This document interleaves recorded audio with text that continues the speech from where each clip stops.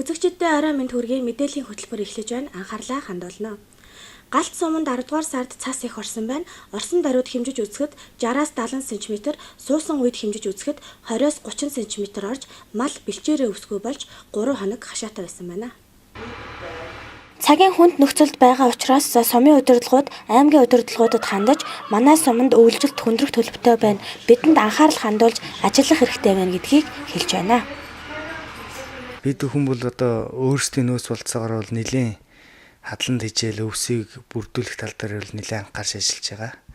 За цаашдаа бас өвлжилт хүндэрсэн үед бол улсын нөөцөөс болон аймгийн одоо нөөцөөс бол бид хүнд нэлийн анхаарлаа хандуулж ажиллахгүй бол манаас бол энэ жил бол өвлжилт хүндрэх нь бол тодорхой байна. Өвлийг хэрхэн хохирол багтаа даван туулах тухай 8 сарын 2-нд сумын иргэдийн төлөөлөгчдийн хурал зохион байгуулсан байна. Энэ хуралд баг бүрийн 20 шилдэг малчид оролцож санал бодлоо илэрхийлэхдээ аймаг сумдаас хадлан тижэл авах, мал мах борлуулах зах зээлийг бий болгох хэрэгтэй байна гэсэн 2 саналыг сумын удирдлагуудтай хэлсэн байна. Үүний дагуу манай засаг дарга маань аймгийн иргэдийн ордын төлөөлөгч 2 маань Улаанбаатар хотод махны компаниудтай гэрээ хийгдээд нийтдээ эхний ээлжинд одоогийн байдлаар 9,000 ширхэг бодмал, 15,000 ширхэг богмалын гэрээ хийгдээд одоогийн байдлаар бэлтгэл ажил бэлтгэгдээд явж байна. Цаашдаа бол одоо мах хөлдөөд ирэхээр бол махыг бол зах зээлээс худалдан авч тэр компанидаа бол нийлүүлэх юм гэрээ бол хийгдсэн байгаа даа. За бид бүхэн бас энэ мод материал тээвэрлэдэг, авиж хөдөлдөг энэ аж ахуйн нэгж байгууллагуудтай бас албан тав төгсний үүднээс Баян хонгор, Баян үлгий, өмнө өвөр хангай аймагуудаас прессийг бас зах зээл дээр авчирч борлуулад байна. Одоогийн байдлаар нийтдээ малчтын гар дээр 8,700 ширхэг пресс бол худалдан борлуулсан байгаа. Сумын нөөцтэй бол 14,000 ширхэг прессийг татан авахар гэрээ хийгдээд одоо татах бэлтгэл ажилдаа ороод татаад ерөнхийдөө 90% тавьж байна. За сумын хэмжээнд бас 30 тонн хэвэг бүрдүүлэх юм нөөцний гэрээ хийгдээд мөн татаа авалт хийгдээд ингээд явж байна. Цаг хүнд улсын эдийн засаг хямралтай байгаа хэдий ч сумын удирдлагууд сумынхаа бүтээн байгуулалтанд анхаарч олон ажлуудыг хийж гүйцэтгэж байгаа юм байна. Тухайлбал 193 сая төгрөгийн өртөг бүхий ахмадын өргөө баригдаж гүйцэтгэл 80% та явагдаж байна. За энэ ажлыг Khuvsgul агаар эднэс компани гүйцэтгсэн байна. Мөн тэр бум 700 сая төгрөгийн өртөг бүхий нэгдсэн дулааны ажил хийгдэж 10 сарын 16-ны өдөр бүх албан байгууллагууд халаалт өгөөд ажиллаж эхэлсэн байна. Ганц нэг үлдэгдэл албан байгууллагатай холбоотой хийгээд ингээд явнаа. За мөн дэлхийн зэн олон улсын байгууллагын хөрөнгө оруулалтаар 978 сая төгрөгийн өртөг бүхий спорт зал, хүүхд залуучуудаа зориулсан спорт зал маань одоо бас баригдаад за энэ жил жоохон удаашралтай явж байна. Гэхдээ энэ ондоо багтаад бүх ажлыг бол дуусгана гэсэн юм гэрээтэйгээр үйл ажиллагаа явуулж байна. За мөн сумын хэмжээнд энэ жилдээ нийт 5 ширхэг ходог гарлаа. За 2 нь улсын төсвийн хөрөнгөөр, 2 нь орон нутгийн хөгжлийн сангийн хөрөнгөөр, нэг нь Khuvsgul геологи компани өөрийн хөрөнгөөр ингээд 5 ширхэг бодог гаргагдаад ингээд үйл ажиллагаа хийгдээд явж байна. Галт сумын хувьд өвлжилт хүндрэх төлөв эрт ажиглагдаж байгаа учраас малчид оторлох, мөн малаа зах зээлд борлуулах зэрэг ажлуудыг хийж эхэлсэн байна.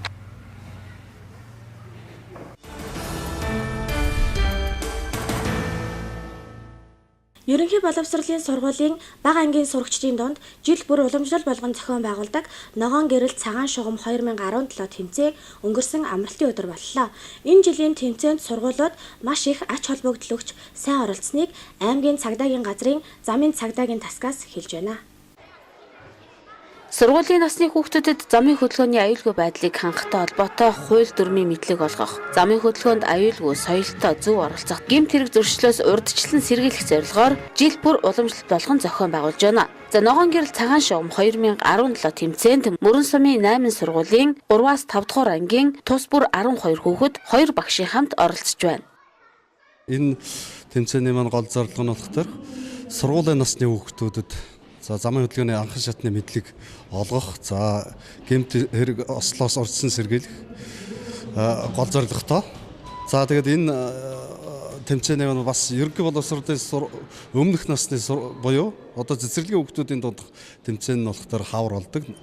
ногоон гэрэл цагаан шугам сургуулийн хүүхдүүд их болох төр намар болдог юм уламжлалтай. Тэгээд энэ жилийн бас онцлог нь гэхээр манай гэмтрэгээс урдсан сэргийлэх ажлыг зохицуулах салбар зөвлөлийн дарга буюу иргэдийн урлын дарга Төмөрбаатар даргын одоо ивэлдэр жил болгон одоо зохион байгуулалтаараа одоо бас онцлогтой энэ аймгийн бас өөрөө удирдах одоо нутгийн удирдлагууд маань одоо энэ хүүхдүүдэд хандж байгаа бас хандлага нь одоо бас энэ жилээс ачивэлээ өгч байна. Бас нутгийн удирдлагууд маань гэмтрэгээс урдсан сэргийлэх ажилдаа бас их анхаарал тавьж байгааг бас нэг илрэл болж байна гэж талархалтай хүлээж авч байгаа. Энэ хүүхдүүд бол бас их баяр хөөртэйгээр оролцдог. Энэ жил бол бас нэлээ идэвхтэй бусад нөгөө хоогуур байранд ордог сургуулиуд ч гэсэн нэлээ бас идэвхтэй оролцож байгаа нь харагдаж байна. За энэ жилээс бол бид нар бас ач холбогдол өгөөд Khuvsgul аймгийн иргэдийн төлөөлөлтөй орлын дарга бол өөрөө гэмт зэрэгээс урдсан сэргийлэх зөвлөлийн тэргүүлдэг юм байгаа. Тэгээд эндээс ивент одоо энэ арга хэмжээг бас өөрийнхөө ивэлтер зохион байгуулалт гэдэг саналчлал гаргаад цагдаагийн газар, за цагдаагийн газрын дэргэдэх замын цагдаагийн тасаг Монголын улаан загалмай нийгэмлэгтэй ингээм хамтран зохион байгуулж байна.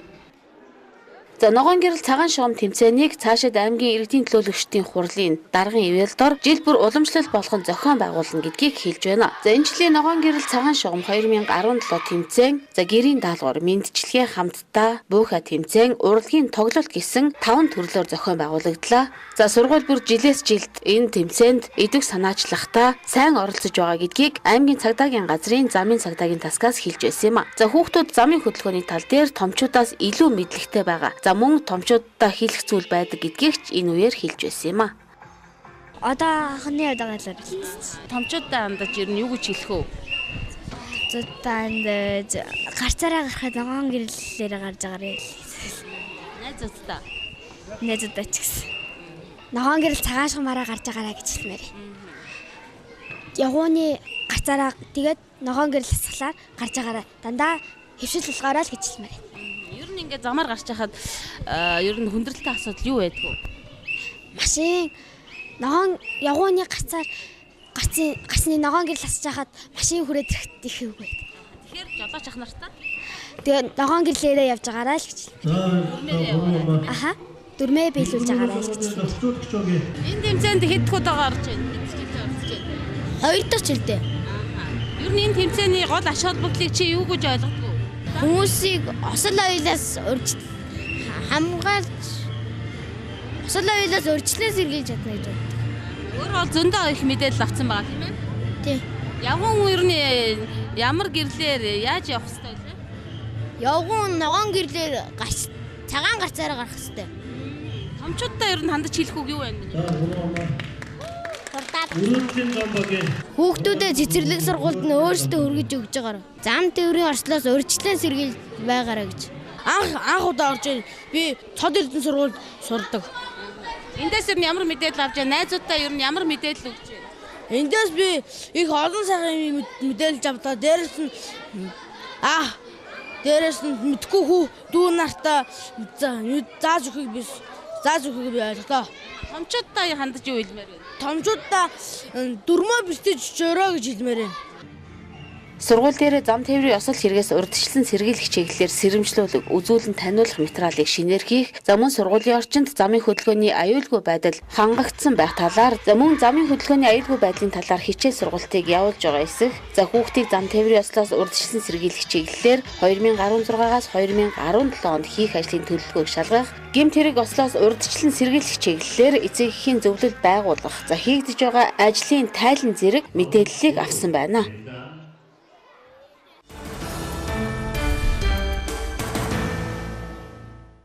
Улсын хурлын гишүүн Мөнхбаатарын санаачлагаар Khuvsgul цом 2017 тэмцээн 2 дахь жилдээ зохион байгуулагдаж байна.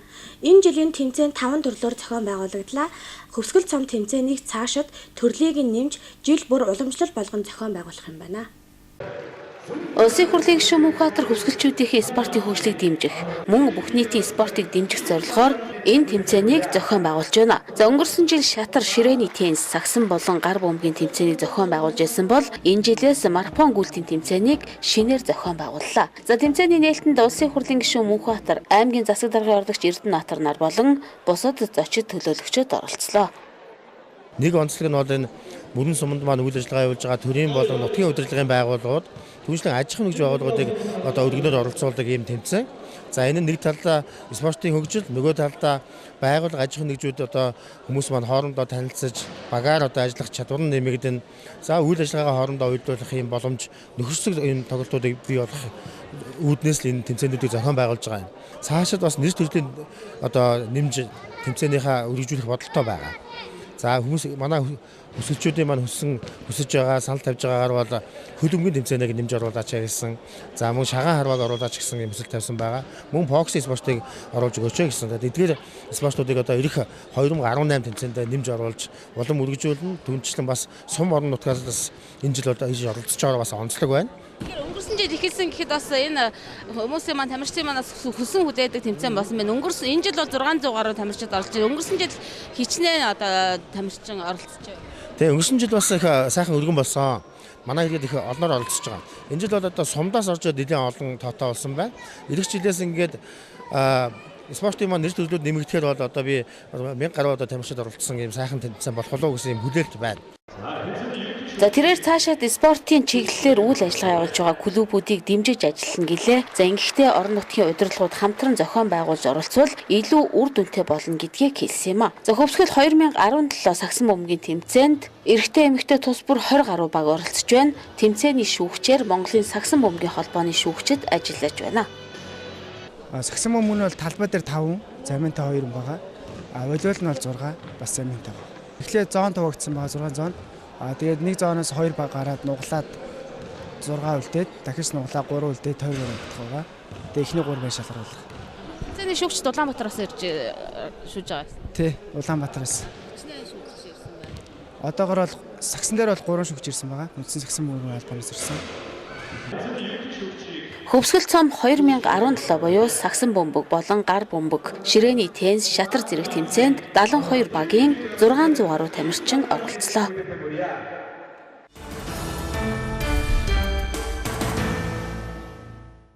Мэдээллийн хөтөлбөр үргэлжилж байна. Гэр бүл хүүхэд залуучуудад чиглэсэн 3 төрлийн сургалтыг аймгийн гэр бүл хүүхэд залуучуудын хөгжлийн газар Улаанбаатар их сургуулийн гэр бүл судлалын тэнхэм хамтран хүүхдээ зөв аргаар хүмүүжүүлэх, гэр бүлийн үн цэн харилцааг дээшлүүлэх зорилготойгоор зохион байгуулж байна. Энэ сургалтанд галт шин идэр жаргал сумын 450 орчим эцэг их, 300 гаруй хүүхэд, 150 орчим залуус хамрагдлаа. Манай аймгийн хэмжээнд 37600 гаруй өрх байдаг байна. Тэдний дийлэнх хувь нь хөдөө орон нутагт амьдардаг байна. Тиймээс гэр бүлийн боловсрал олгох үйл ажиллагааг хөдөөд чиглүүлэх зорилгоор сумдуудад ажиллаж байгаа юм байна. Нөгөө талаараа Монгол Улсын засгийн газрын болон застрагын үйл ажиллагааны хөтөлбөр туссан гэр бүл хүүхэд залуучууд руу хандсан бодлогын зорилтын хэрэгжилтийг хангах чиглэлээр тодорхой санаачлагуудыг манай гэр бүл хүүхэд залуучуудын хөгжлийн газраас өрнүүлж байгаа. Ингээ аймгийн застрагын үйл ажиллагааны хөтөлбөрийг хэрэгжүүлэх, хөтөлбөрийн хамгаалагч цугт аз жаргалтай гэр бүлдэд хөтөлбөрийг хэрэгжүүлэх ажлын хүрээнд гэр бүлийн баяр хөөр сургалт үйл ажиллагааг 2 чиглэлээр бид зохион байгуулж байгаа. За эхнийх нь бол гэр бүл сургуулиуд залуу гэр бүлийн аймгийн зөвлөгөөнийг 10 дугаар сарын 18-ны өдөр зохион байгуулж бүх сумаасаа, бүх багаасаа залуу гэр бүлийн төлөөлөлд оролцуулж гэр бүлийн боловсрол олгох ийм одоо ажлыг зохион байгуулсан. Мөн залуу гэр бүлүүдийнхаа санаа бодлыг бас нээлттэй сонсоод Khuvsgul аймгийн эцэг эх өрх гэр бүлдэд төлөвшүүлэх 9 дадлыг одоо гаргаж түүнийг хэвшүүлэх уриалгыг шуулганы шийдвэр болгож гаргалаа. Сүүлийн жилүүдэд өрх гэр бүлийн орчинд хүүхдийн эрх зөрчих, ээж аавд хүүхдтэйгээ хүмүүжлийн бус аргаар харьцах, хүүхдэд зодож шийтгэхээс эхлээд хүүхдийн эрхийн гэр бүлийн орчинд зөрчиж байгаа хандлага ихэлсэн байна. Үүнээс шалтгаалсан хүүхдийн эрхийн зөрчил 108 хүүхдийн тусламжийн утсанд бүртгэгдсэн байдаг гэлээ. За тийм учраас бид нар юу гэлөө зорж яана вөхөр гэр бүлийн одоо мэдлэг боловсролыг эцэгчүүдэд энгийн арга барилаар олгох, хүчирхийллийн бус аргаар зөрчилдөөнийг шийдвэрлэдэг ийм одоо хандлагыг өрх гэр бүл төлөвшүүлэх, хүүхдүүдэд төлөвшүүлэх, залуучуудын дунд төлөвшүүлэх, тэгээ хүүхдийн эрхийн зөрчлийг гэр бүлийн төвшөнд бууруулах, хүүхд хүмүүжлийн эерэг арга барилыг эцэгчүүдэд сурчилж, түүнийг эзэмшүүлэхийг одоо зорж байгаа ийм гэр бүлийн боловсрол олгох чиглэсэн томоохон ажил байгаа. За бид цаашдаа бас аймгийн застрагын төвшөнд асуудлыг бас ярилцаад сум бүрт гэр бүл зөвлөгөө өгөх нэгжийг байгуулах, үүсгэх, тухайн нэгждэр одоо сумын засваргын тамгын газрын нийгмийн ажилтнуудыг мэрэгжлийн сэтгэл зүйчээр бэлтгэн ажилуулах ийм одоо үйл ажиллагааг бол зохион байгуулах тухай асуудал байгаа. Тэгээд сургалт үйл ажиллагааны хүрээнд суманд нэг удаа ирээд одоо өнгөрөх хэрэг биш те. Энэ үйл ажиллагааг сум орон нутгийн удирдлагууд өргөжлүүлээд гэр бүлийн боловсрол олох ажлыг тууштай тогтвортой зохион байгуулаач гэсэн ийм санснаачлагыг сумддаа бас өгөөд явж байгаа. Сургалтанд суусан эцэг эхчүүд болон хүүхэд залуучууд чиглэлийнхээ олон мэдээллийг сонсож авсан гэдгээ хэлж байна. Тухайлбал эцэг эхчүүд хүүхдээ хэрхэн зөв хүмүүжүүлэх талаар мэдээлэл авсан бол хүүхдүүд үзэл бодлоо чөлөөтэй илэрхийлэх, залуучууд манлайлагч залуу гэж хэн байх вэ талаар мэдээлэл авч чадлаа гэдгээ хэлж байна. Нас залуу аав ээжүүдэд хэрэгтэй хүүхдээ хүмүүжүүлэх байгаа бүхэл хүмүүст хэрэгтэй зөвлөгөө олсон байна. Хэрэгтэй сургалт болсон. Ажиргалтай гэж биднээс залуу биднээс одоо тэгэл бүгдөө л эвтэй найртай хүүхдээ зөв хүмүүжүүлэхийн тулд ингээл бүгдөө л толгой өвдгөж хичээж байгаа. Одоогийн байдлаар тэгэл биднээс нь хөдөөний хүмүүс болохоор тэгэл мал дээр энэ жил тэгэл биднээс нэгдүгээр ангид том хүүхэд маань суугаад орж ирээд тэгэл төв дээр ингээд амьдарч сумын төв дээр амьдарч байгаа. Тэгэл хүүхдээ суулгаад бас л яг нэрдгээр ингээл хийчээч сургаад сураад өгөөч гэдэг тэгэл биднээс хийчээгээл нэгдүгээр ангийнхаа хүүхдийг 2 настай хүүхдтэйгээ тэгээд нөхөр маань хөдөө нэг амьдарч байгаа. Энэ сургалтыг одоо ингэ суусны дараа бол бас хүүхдээ хүмүүжүүлэх арга барил. Тий харин яг л чих тавиал сонсоод тэгэл хүүхдээ ингээд л тэгвэл зөв юм байна, ингүүл буруудчих юм байна гэл тэгээд сонсоод сууж. Өнөөдрийн сургалтаас бол би хувьдаа хүнтэй зөв боловсон харилцах мөн одоо үгийн үнцэн тэгээ бас фэйсбүүкийн зөв зохистой хэрэглээ хүүхдийн ирэхэд яаж хөндөгдөж чинь тэр болгоныгоо одоо олж авсан. Танаас өмнө ийм хүүхдүүд зориулсан сургалт энэ төр Уг нь явдаг. Гэхдээ оролцоо маш багтай. Сургалт одоо тэр сургалтнуудаас юу гаргана? Өнөөдрийн сургалт бол бус сургалтаа бодвол арай нээлттэй. Хүүхдүүд бол урдгаа бодвол айгүй нээлттэй байж чадсан. Өнөөдрийн сургалт ер нь өөд авахгүй тэгээ нөгөө юу тавиад авах, презентацийн тавиад авахгүй хүмүүсийг ингээд бүгдийг оролцуулдаг тий. Бүгдийг нь оролцуулаад, яриулаад ер нь бол төгөөмжтэй сургалт байна. Тэгээ ер нь залуу усууд хэрэгтэй. Тэгээ хөрн залуу манлайлагч ер нь залуу хүн ер нь манлайлагч байх хэвээр ер нь хэрэгтэй сургалт байна гэж бодож байна. Тэгээ ийм сургалт ер нь цаашдаа явуулвал ер нь залуу усууд явуулвал зүгээр юм аа гэж бодож байна. Залуу усуудаа хуурайлж ихэд залуу манлайлагч тий. Тэгээ юм хийх эрмэлзэлтэй ер нь юмыг сайн хийж тэгээд өөрийн шинийг эрхэлдэг тийм байвал зүгээр байна гэж бодож байна. Хүүхэд гэр бүл залуучууд руу чиглэсэн олон ажлууд тогтвортой үе шаттай явагдаж байх ёстой. Төрийн байгууллагуудаас зохион байгуулж байгаа үйл ажиллагаанд иргэдийн идүүх оролцоо чухал хэрэгтэй гэдгийг хэлж байна.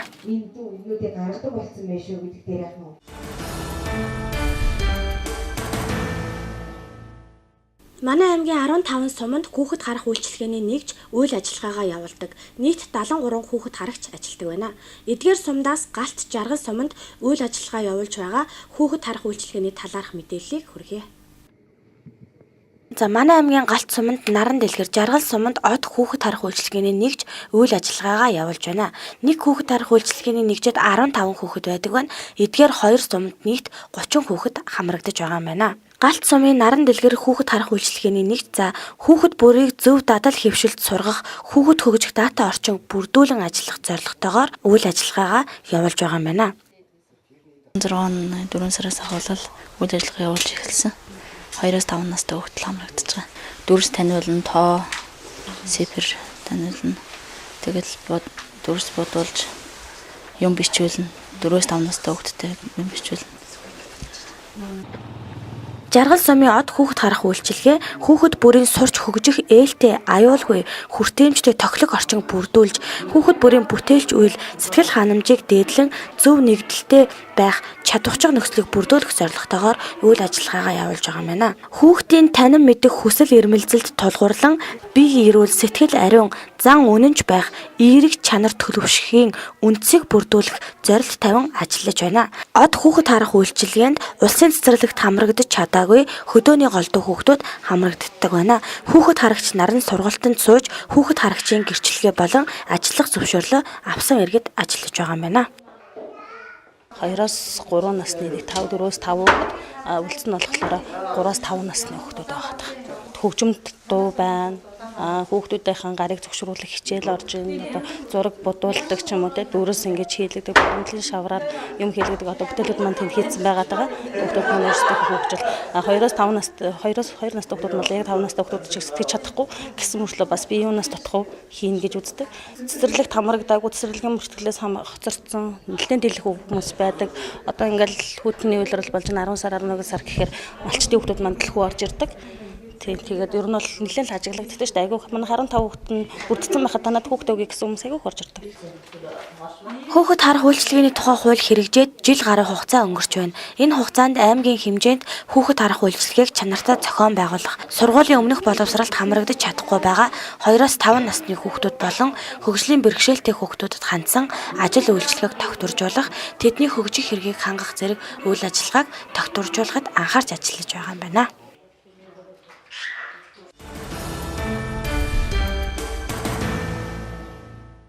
Мэдээллийн хөтөлбөртэй хамт байсан үзэгчдтэй баярлалаа. Бид мэдээллийн их сурвалжийг 7038 84 41 дугаар тавих болно. Үзэгчдээ сайхан амраарай. Баяртай.